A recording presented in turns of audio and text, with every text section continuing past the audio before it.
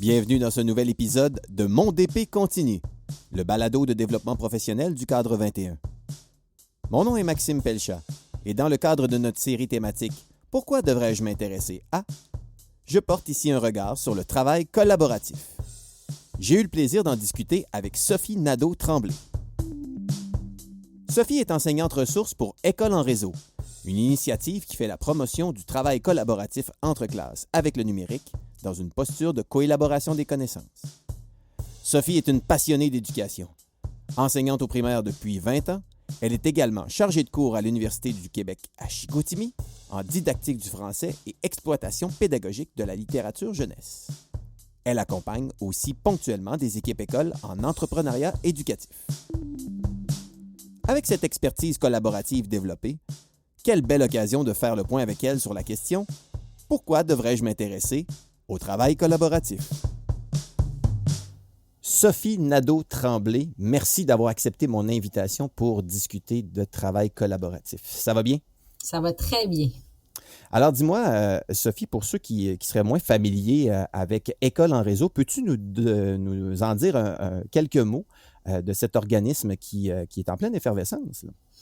Oui, bien, l'École en réseau, c'est une initiative ministérielle et de la recherche qui date quand même de plusieurs années. Donc, il faut imaginer que c'est une infrastructure, mais il n'y a pas de bâtiment, mais c'est une infrastructure qui a pour mission d'améliorer l'environnement éducatif dans les petites et les grandes écoles en offrant des activités collaboratives, d'où le sujet de notre rencontre aujourd'hui, qui sont interclasses, donc entre classes, et qui vont toujours être liées au programme de formation de l'École québécoise.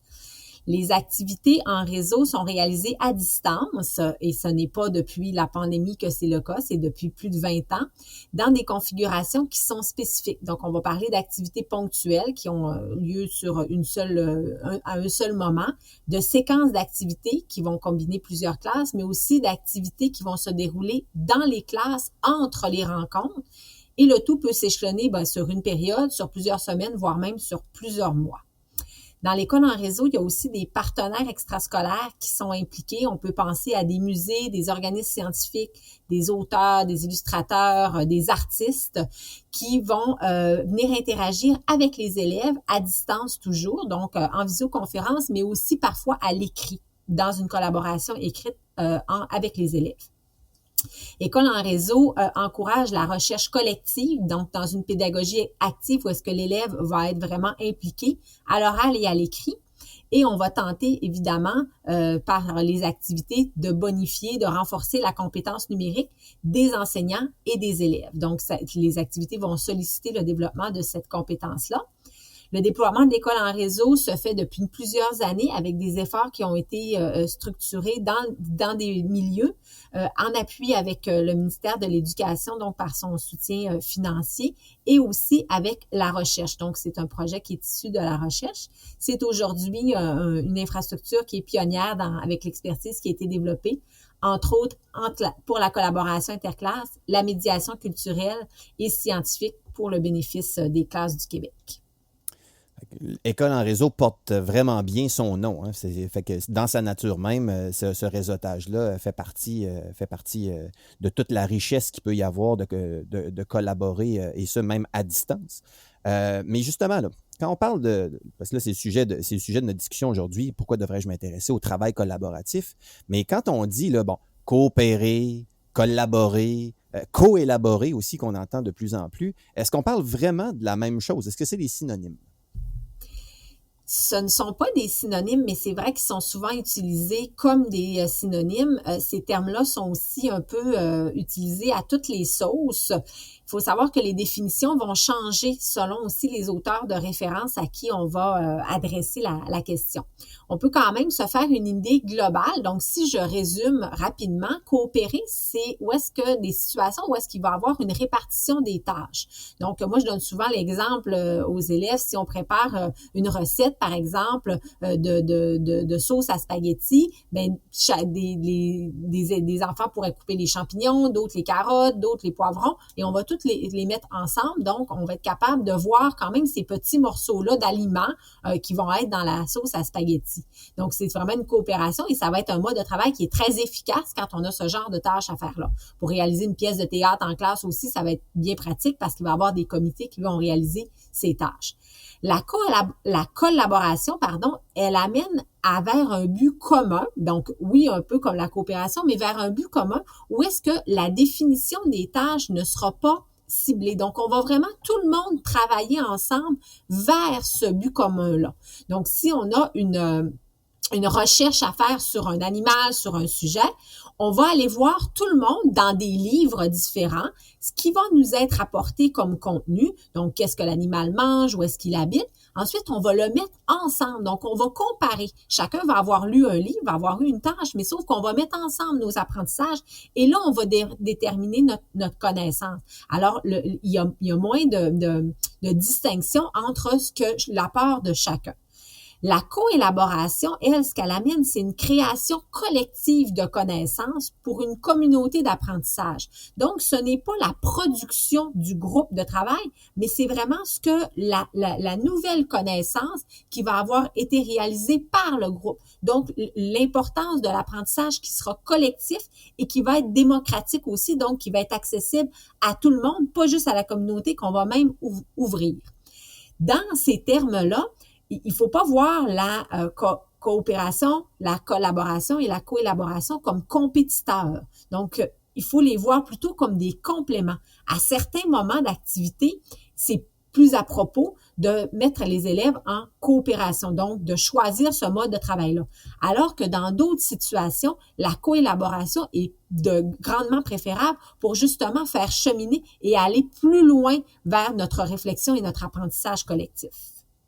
Donc, on a vraiment un exercice diagnostique à faire au tout début, à savoir qu'est-ce qu'on cherche dans le fond comme dynamique. Puis, un peu en continuité avec ça, selon toi, c'est quoi les conditions gagnantes qu'il faut mettre en place pour bien, après ça, intégrer une démarche de travail collaboratif, peu importe le type, dans le fond, qu'on va choisir, là, par exemple, avec nos élèves? Oui, puis le terme diagnostic est intéressant parce que déjà, ça amène une condition gagnante. On pourrait penser que c'est le travail, la tâche de l'enseignant de faire ça.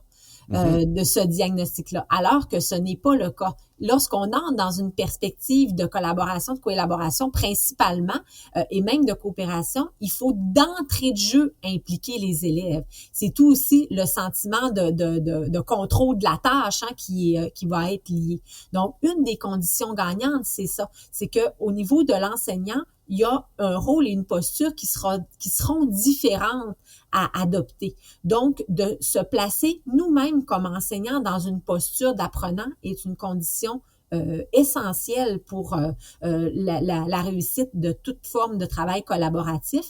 On se place dans une position où on cherche avec nos élèves, où est-ce qu'on va les guider, mais sans les restreindre. Où est-ce qu'on va être organisé? Donc, on va planifier avec eux des tâches, on va planifier des étapes de travail, mais on va demeurer ouvert et souple à d'autres formes et à d'autres orientations que pourrait prendre cette collaboration-là. Alors, ce rôle de l'enseignant, cette posture, cette prédisposition à l'ouverture, à la souplesse, à chercher ensemble, à se montrer des fois un peu aussi apprenant, donc une certaine forme de vulnérabilité parce qu'on dit à l'élève, aux élèves, ben tu sais, moi non plus je connais pas tout et on va l'apprendre ensemble. Donc ça, c'est vraiment une condition gagnante. Également, l'objet de questionnement. Donc, ce sur quoi va porter notre tâche. Pourquoi notre but commun en collaboration, notre apprentissage collectif en collaboration, il est essentiel pour l'engagement des élèves, parce que ces formes de travail-là sont plus exigeantes. Hein? C'est sûr que des fois, ça serait plus facile de dire, ben oui, mais moi, je vais moi-même leur arriver avec, par exemple, je vais moi-même leur proposer les textes et les contenus sur lesquels ils vont avoir à chercher pour que ce soit plus efficace. Oui, à court terme, ça va être très efficace. Mais à long terme, dans l'apprentissage de la société, ça n'arrive, c'est pas ce qu'on souhaite. On a besoin, en fait, tout le monde socialement, que d'avoir cette collaboration-là. Donc, alors, le fait d'avoir un questionnement qui va être significatif avoir un but commun qui va être engageant. Et là, ça va nous permettre, en cas de démotivation, aussi d'aller avoir un point de levier pour être capable de cheminer. J'ai parlé du rôle de l'enseignant, mais je parle aussi de la posture de l'élève, parce que l'élève a aussi un rôle à jouer et c'est peut-être ça sur quoi c'est le plus difficile.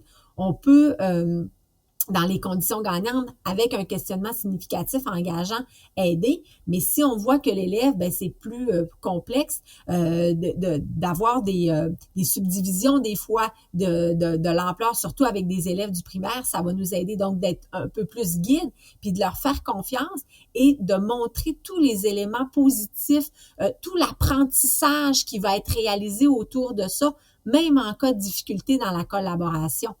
Ça va être aidant.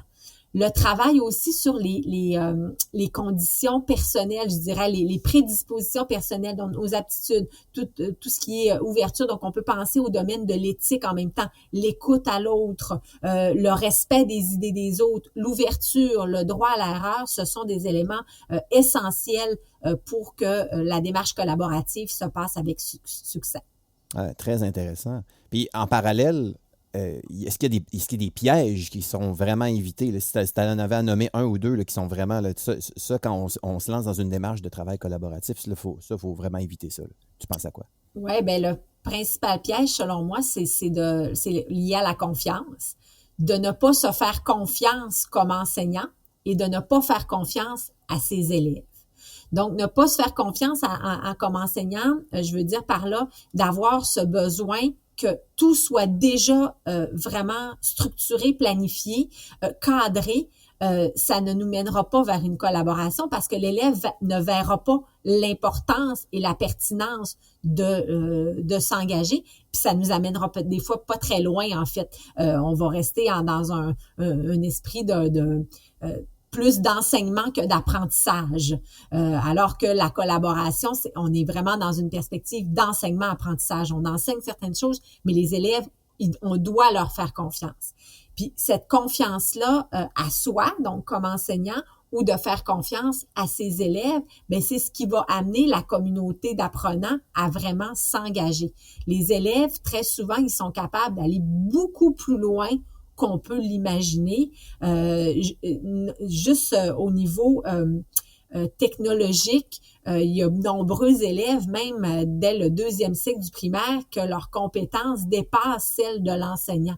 Alors que l'enseignant va dire, ben moi, je vais attendre d'avoir de bien maîtriser, par exemple, un outil avant de l'utiliser avec mes élèves. Non, on va leur faire confiance, on va collaborer avec eux pour l'apprendre. Et moi, comme enseignant, mon expertise, donc ma confiance, ça va être au niveau pédagogique. Donc, l'élève, lui, il n'a pas ce volet-là. Il va m'aider d'une autre manière. Alors, c'est un des pièges, je pense, pour la collaboration. Il y a aussi le fait que l'intégration de cette stratégie-là pédagogique peut se faire à des moments particuliers. Donc, ce n'est pas toujours dans un esprit de collaboration, de coopération, de coélaboration qu'il faut s'engager parce que c'est très exigeant. Il y a certains moments où on pense que la collaboration, c'est d'être tout le temps ensemble, toujours en groupe. Ce n'est pas le cas. Il y a aussi du travail individuel dans la collaboration. Donc, dans toutes les formes, en fait, de collaboration. Il faut engager les élèves dans ces activités-là individuelles pour que les moments collaboratifs trouvent leur plus-value, qu'on en voit la richesse et l'importance. Donc, ça va nous amener à une compréhension plus complète, en fait, de l'objet là, sur lequel on va travailler. Très intéressant, cette perspective d'apprentissage bidirectionnel, qu'on pourrait dire, là, entre l'enseignant, l'enseignante et ses élèves. Et à ce moment-là, si on a pointé de façon évidente quelques compétences qui sont vraiment mises à l'avant-plan lorsqu'on se lance dans une démarche de travail collaboratif avec ses élèves, tu penses à quoi de ce côté-là? Bien, en fait, les compétences, c'est sûr qu'au niveau des compétences disciplinaires, comme enseignant, je pense que c'est les premières qu'on a en tête. C'est ce qu'on souhaite faire travailler, les compétences, mais voire les connaissances aussi, mais disciplinaires. Toutes les disciplines se prêtent à la collaboration. Donc, il y a pas une discipline, même les mathématiques, avec la résolution de problèmes, de voir, par exemple, des résolutions faites avec d'autres avec d'autres modes, avec d'autres manières de travailler, c'est une collaboration qui est essentielle pour l'apprentissage. Donc, toutes les disciplines. Alors, il n'y a aucune compétence majoritaire qui en ce sens-là. Au niveau des compétences transversales, des autres compétences, il y en a qui parlent aussi des compétences du 21e siècle, donc les compétences globales. Le Canada s'est doté d'ailleurs d'un cadre de référence des compétences globales à travailler. Lorsqu'on regarde ces compétences-là, eh bien, la collaboration en est une très importante, mais elles sont liées à ces autres. Donc, on parle justement de l'éthique, donc le respect de l'autre et dans la coopération, la créativité. La créativité va permettre d'avoir une collaboration, mais la collaboration va encourager aussi la créativité. Alors, toutes ces autres compétences globales-là, puis c'est sûr que les compétences, la compétence numérique avec ses dimensions sont fortement sollicitées aussi par la collaboration. Donc, toutes les formes de collaboration vont permettre le développement de la compétence numérique, même si il y en a une spécifique qui est collaborer avec le numérique, une des dimensions. Lorsqu'on regarde l'ensemble des dimensions, on voit que la collaboration va transcender, un peu comme l'éthique finalement, va transcender à l'intérieur de ces autres compétences et dimensions. Ouais, vraiment intéressant. C'est aussi là, on pourrait quasiment dire encore une fois de lien bidirectionnel entre la collaboration et les autres compétences là, qu'on cherche à développer et qu'on cherche à développer avec les élèves, mais qu'on cherche à développer aussi soi-même, peut-être même dans une posture de développement professionnel. Puis dis-moi, dans ton rôle au sein d'École en réseau, tu as eu la chance d'accompagner des milieux là, qui ont mis des projets en place là, qui allaient dans ce sens-là. Aurais-tu comme une belle réussite qui te vient en tête, là, tu te dis, ah oui, dans ce milieu-là, ce projet-là a vraiment fait émerger quelque chose de vraiment très, très bien grâce à une approche de travail collaboratif? Oui, récemment, il y a eu vraiment quelque chose de génial dans le cadre de deux activités là où j'ai accompagné des classes dans cette réalisation-là. Et puis la collaboration, ce que j'ai trouvé intéressant, c'est qu'elle était autant au niveau des enseignants que des élèves dans leur classe.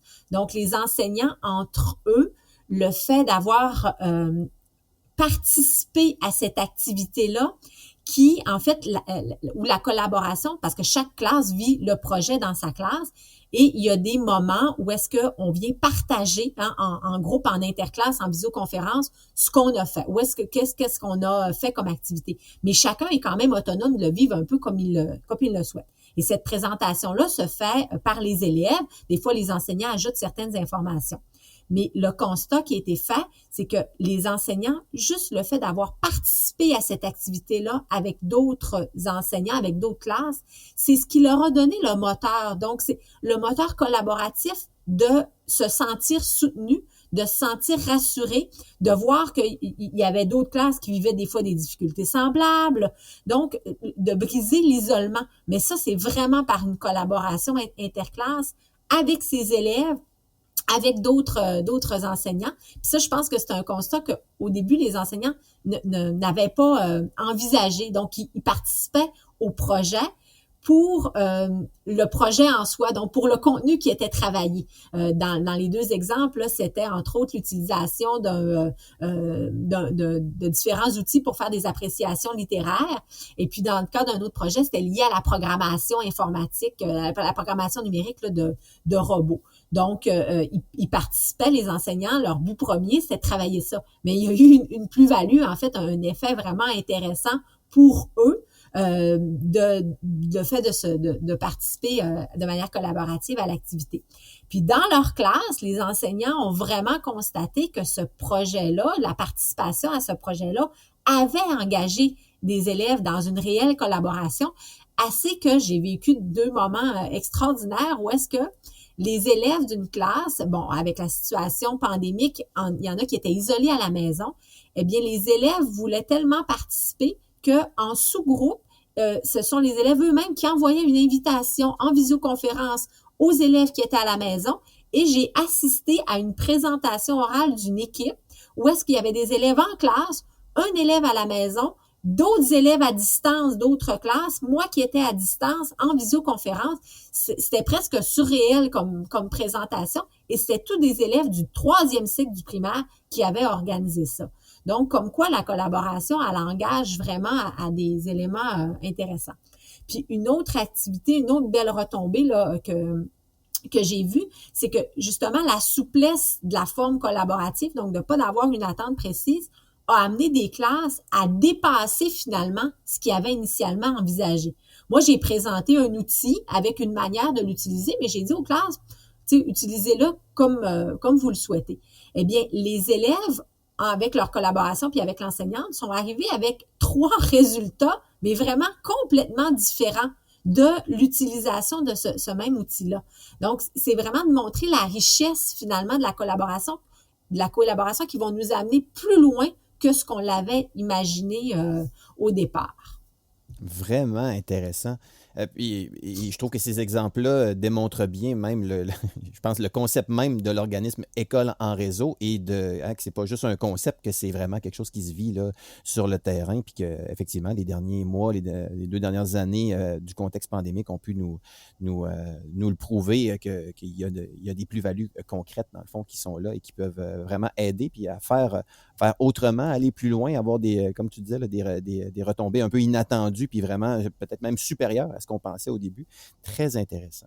Pour terminer, Sophie, parce que École en réseau a travaillé il n'y a pas longtemps avec le cadre 21 pour élaborer une auto-formation qui s'intitule Travail collaboratif, qu'on peut aller retrouver hébergé sur cadre21.org. Mais toi qui as les 2 mains là-dedans au quotidien, est-ce qu'il y a d'autres ressources auxquelles on pourrait penser pour aller s'inspirer de bonnes pratiques, de bonnes stratégies, puis peut-être même de beaux projets, de belles réussites là, au niveau du travail collaboratif? Oui, moi je pense que la première ressource là, ce sont des collègues qui soient dans la même école, qui soient dans le même centre de service scolaire ou ailleurs au Québec.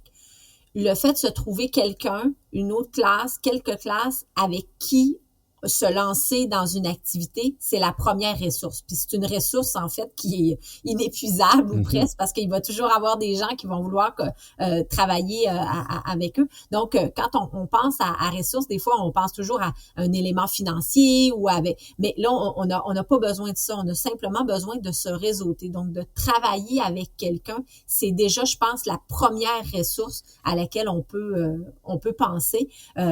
Puis, c'est sûr que sur l'école en réseau, si vous vous inscrivez à une activité en réseau, vous allez connaître des collègues, vous allez vous découvrir des personnes avec qui vous allez avoir le goût de poursuivre cette collaboration-là. Et des fois, la collaboration, c'est vraiment juste à l'intérieur même d'une école ou d'un centre de service scolaire. Donc, on peut aller tirer une grande richesse de ces partenariats-là qu'on va établir. Une autre proposition que j'aurais peut-être à faire, c'est d'orienter vers les parcours numériques. Donc, avec École en réseau, on a développé en partenariat avec le plan d'action numérique puis la direction des ressources didactiques au ministère, ce qu'on appelle des parcours numériques. Donc, ce sont des activités qu'on propose de manière autoportante dans le sens où le contenu est déjà proposé, c'est très ouvert. Et il reste à l'enseignant finalement à se trouver une classe avec qui vivre cette activité-là ou des classes avec qui vivre cette activité-là. Donc, ces ressources-là sont assez bien structurées pour s'initier au travail collaboratif parce que la collaboration entre classes et même à l'intérieur de la classe va exiger une manière de travailler dont qui fait quoi, donc à quel moment on se rencontre, pourquoi on va se rencontrer en visioconférence, qui est pas nécessairement intuitif, tu sais, qu'on n'a pas appris, qu'on n'a pas vécu quand on était nous-mêmes élèves et puis dans les dernières années. Donc, en travaillant comme ça, ça peut être aidant. Et ces activités-là sont aussi offertes en cours d'année. Ces parcours numériques sont aussi offertes en cours d'année dans École en réseau. Donc, dans les activités, là, vous allez les voir très facilement en vous inscrivant à l'infolette ou sur les différents médias sociaux. Le fait aussi de faire appel des fois à des le conseiller pédagogique ou à l'équipe de l'école en réseau pour dire, moi, j'aimerais ça travailler sur tel sujet. Est-ce que vous pourriez m'aider à me réseauter?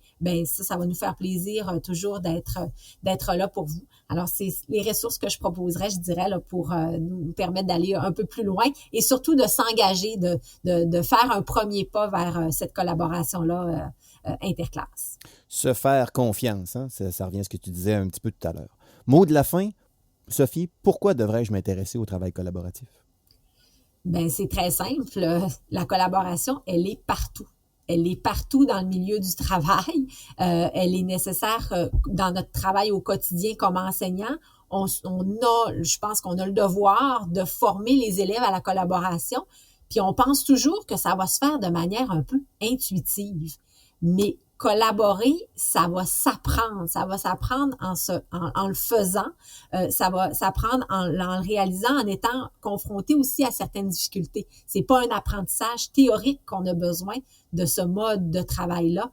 Puis il faut pas penser que les élèves, du premier coup, ils vont savoir bien collaborer puis ils vont avoir toutes les bonnes attitudes au même titre que les enseignants, ça sera la même chose. De se donner le droit à l'erreur. Donc, pourquoi s'intéresser au travail collaboratif? Parce que c'est nécessaire dans la société de collaborer. Merci, Sophie, d'avoir collaboré à cet épisode avec moi. Ça fait grandement plaisir. Merci à toi. Pourquoi devrais-je m'intéresser au travail collaboratif? Sophie Nadeau-Tremblay nous rappelle à quel point l'engagement de l'élève dans ses apprentissages est au cœur de toute démarche collaborative. Avec une posture d'ouverture et de confiance envers ses élèves, les enseignantes et enseignants peuvent vraiment contribuer au développement de cette compétence transversale incontournable dans toutes les sphères de la vie, autant en présence qu'à distance. Pour passer à l'action, je vous invite à jeter un coup d'œil du côté des ressources d'École en réseau et de l'auto-formation Travail collaboratif, disponible à cadre21.org. Abonnez-vous à notre infolette et suivez-nous sur les réseaux sociaux pour connaître nos nouveautés, dont les prochains épisodes du balado Mon DP continue. D'ici là, bon développement professionnel et à bientôt!